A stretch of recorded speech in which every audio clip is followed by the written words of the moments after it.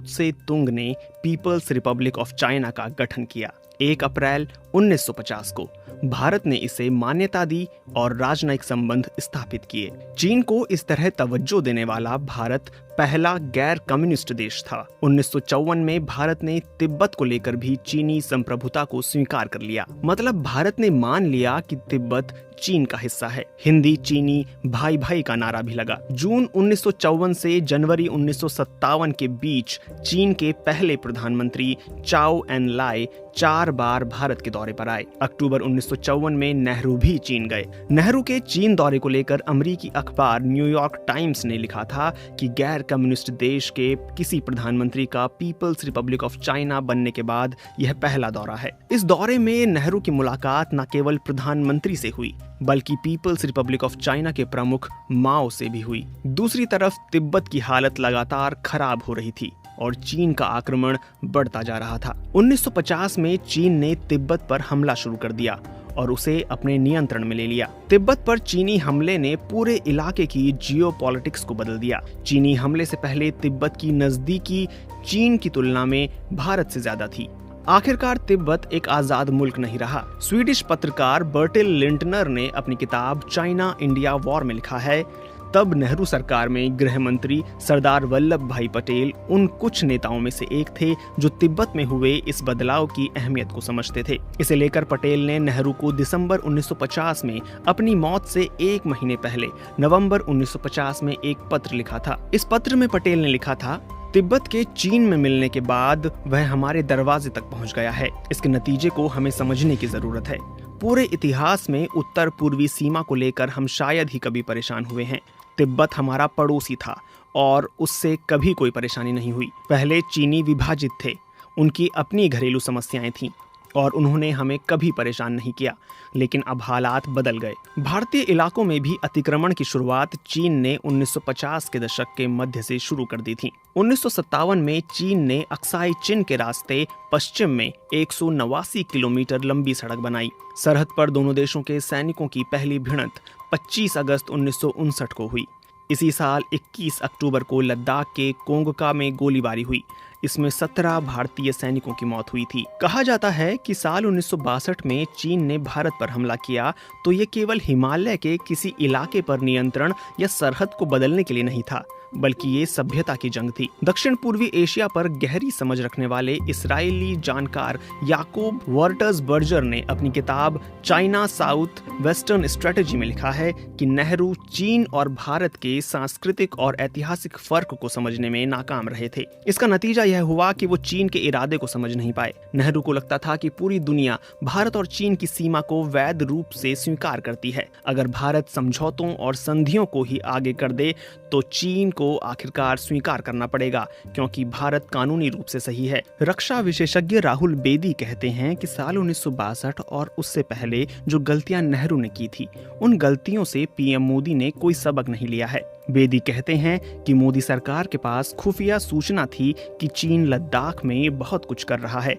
और करने वाला है, लेकिन ये हाथ पर हाथ धरे बैठे रहे। यह सवाल तो सबसे अहम है कि चीनी सैनिक हमारे इलाके में घुस कैसे गए। मोदी ने प्रधानमंत्री बनते ही चीन को ऐसे पेश किया मानो सबसे बड़ा और भरोसेमंद दोस्त है। प्रधानमंत्री बनने के बाद से मोदी चीनी राष्ट्रपति शी जिनपिंग से 18 बार मिल चुके हैं। इन मुलाकातों का मतलब क्या है? 2 जून 2017 को प्रधानमंत्री नरेंद्र मोदी ने रूस के सेंट पीटर्सबर्ग में इंटरनेशनल इकोनॉमिक फोरम के पैनल डिस्कशन में कहा था कि चीन और भारत में भले सीमा विवाद है, लेकिन दोनों देशों के बीच सीमा पर पिछले 40 सालों से एक भी गोली नहीं चली है। चीन ने प्रधानमंत्री मोदी के इस बयान का स्वागत किया था।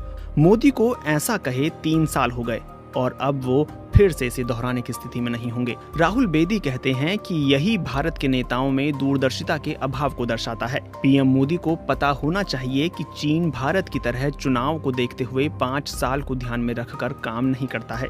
वो अगले 50 सालों की योजना और रणनीति पर काम करता है और उसे अंजाम तक पहुंचाता है। नेहरू वाली गलती भारत की हर सरकार में की गई है। हम चीन से सीमा पर शांति खरीदते हैं, न कि समाधान और हक के लिए लड़ते हैं। 1993 में पीवी नरसिम्हा राव के वक्त में दोनों देशों के बीच LAC का निर्धारण हुआ, लेकिन LAC रेत पर खींची लकीर है। चीनी सैनिक थोड़ी सी हवा देते हैं और लकीर मिट जाती है। फिर आप लकीर खोजते रहिए। हमें तो पत्थर पर लकीर खींचनी थी और ये काम किसी सरकार ने नहीं किया। गुरुवार को रूस में सरहद पर तनाव कम करने को लेकर चीन के विदेश मंत्री वांग यी और भारतीय विदेश मंत्री एस जयशंकर की मुलाकात हुई है। दोनों मंत्रियों के बीच कुछ मुद्दों पर सहमति बनी है, लेकिन इसमें स्पष्ट रूप से यह नहीं कहा गया है कि चीन की सेना भारत की आपत्ति वाले इलाके से पीछे हट जाएगी। भारत और चीन में अप्रैल महीने से सीमा पर तनाव है। 15 जून को हिंसक झड़प में 20 भारतीय सैनिक भी मारे गए। इसके बाद कहा जा रहा है कि चीन की सेना लद्दाख में कई भारतीय इलाकों पर अड्डा जमाए बैठी है। सबसे बड़ा सवाल यही है कि क्या चीन अप्रैल से पहली वाली स्थिति सरहद पर होने देगा या एक बार फिर से सीमा को बदल देगा। चीन भले बात कर रहा है, लेकिन वो भारत को धमकी भी दे रहा है। चीन ने यहाँ तक कह दिया कि पूरा अरुणाचल प्रदेश उसका है और उसने कभी भारत के हिस्से के तौर पर मान्यता नहीं दी। रक्षा विश्लेषक सुशांत सरीन कहते हैं कि एस जयशंकर और वांग यी के बीच हुई बातचीत के बाद जो साझा बयान जारी हुआ है उसमें कुछ भी स्पष्टता नहीं है। वो कहते हैं कि दोनों विदेश मंत्रियों के संयुक्त बयान में कुछ भी साफ नहीं है। मुझे नहीं लगता कि वहां तनाव कम होने जा रहा है और चीन पीछे हट जाएगा। ऐसी बातचीत पहले भी हो चुकी है। सुशांत सरीन का मानना है कि चीन को ध्यान में रखते हुए अगर किसी सरकार ने कुछ काम किया है तो वो मोदी सरकार ही है, नहीं तो सभी हाथ मलते रहे। वो कहते हैं कि इस इलाके में इंफ्रास्ट्रक्चर को लेकर इस सरकार ने खूब काम किया है, काम अब भी जारी है। चीन हमारे इलाके में घुसा तो इस सरकार ने भी सेना और लड़ाकू विमानों की तैनाती कर दी। मोदी सरकार नेहरू की तरह बैठी नहीं है, बल्कि तैयारियों में लगी है। मुझे लगता है कि भारत के 2 रक्षा मंत्रियों ने चीन के मामले में देश का सबसे ज्यादा नुकसान किया है। एक नेहरू के रक्षा मंत्री वीके कृष्ण मेनन और दूसरे मनमोहन सिंह के रक्षा मंत्री AK एंटोनी। पूरा विपक्ष इस सरकार पर चीन को लेकर हमलावर है, लेकिन इससे पहले भी देश की किसी भी सरकार की नीति चीन को लेकर बहुत निर्णायक नहीं रही। भारत एक साथ 3 मोर्चों पर मुश्किलें झेल रहा है।